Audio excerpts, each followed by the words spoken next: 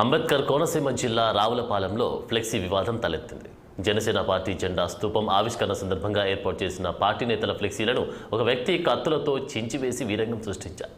విషయం తెలుసుకుని అక్కడికి చేరుకున్న జనసేన నేత బండారు శ్రీనివాస్ జరిగిన ఘటన పట్ల తీవ్ర ఆగ్రహం వ్యక్తం చేశారు. ఈ ఘటనకు పాల్పడిన వ్యక్తి అధికార వైసీపీ ఎమ్మెల్యే చీర్ల జగ్గిరెడ్డి అనుచరుడని వెంటనే అతనిపై చర్యలు తీసుకోవాలని డిమాండ్ చేశారు. ఈ నేపథ్యంలో పార్టీ శ్రేణులతో కలిసి ఆయన రోడ్డుపై బైఠాయించి ఆందోళనకు దిగడంతో ఉద్రిక్తత నెలకొంది.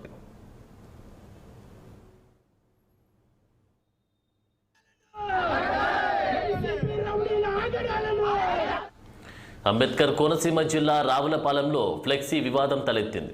జనసేన పార్టీ జెండా స్తూపం ఆవిష్కరణ సందర్భంగా ఏర్పాటు చేసిన పార్టీ నేతల ఫ్లెక్సీలని ఒక వ్యక్తి కత్తులతో చించేసి వీరంగం సృష్టించారు. విషయం తెలుసుకుని అక్కడికి చేరుకున్న జనసేన నేత బండారు శ్రీనివాస్ జరిగిన ఘటన పట్ల తీవ్ర ఆగ్రహం వ్యక్తం చేశారు.